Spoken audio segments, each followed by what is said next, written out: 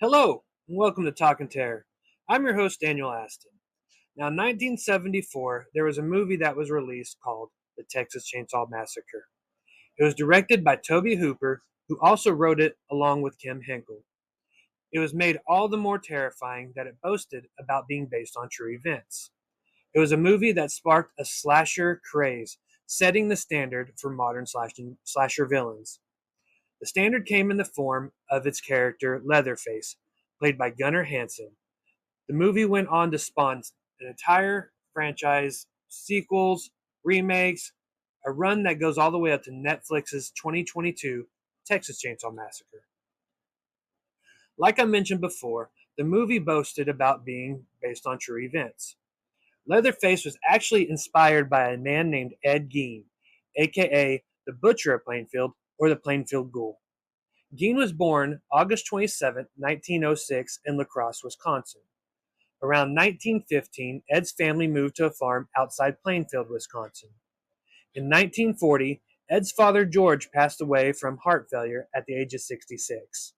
Then, in 1944, Ed's older brother Henry died in a fire that got out of control while the brothers were out burning brush on their property. Although Henry's death was determined to be caused by the fire, there have been speculations that Ed may have played a part in Henry's death due to the circumstances and Ed's later activities. Ed Gein became extremely devoted to his mother to the point of obsession, never dating, never leaving the house. Then in 1945, Ed's mother died from a stroke.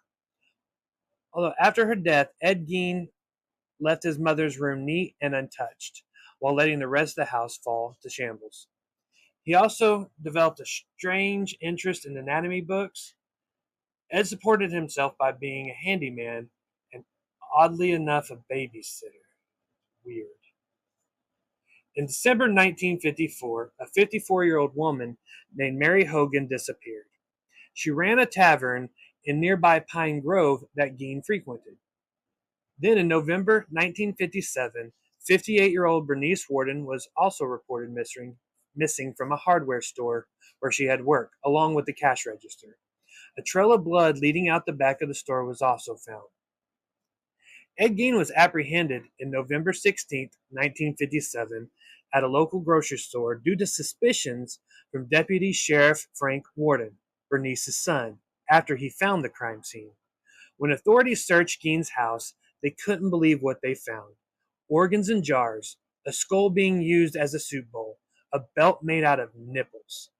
Ed had used human skin to make a variety of different things like furniture coverings, lampshades, and even a mask and suit he would wear around the house. And the list goes on. The most disturbing out of all the things found in Ed Gein's house was Bernice Warden's headless body, gutted and hanging from a ceiling. The head was found in a sack next to the heart that was also put in a plastic bag.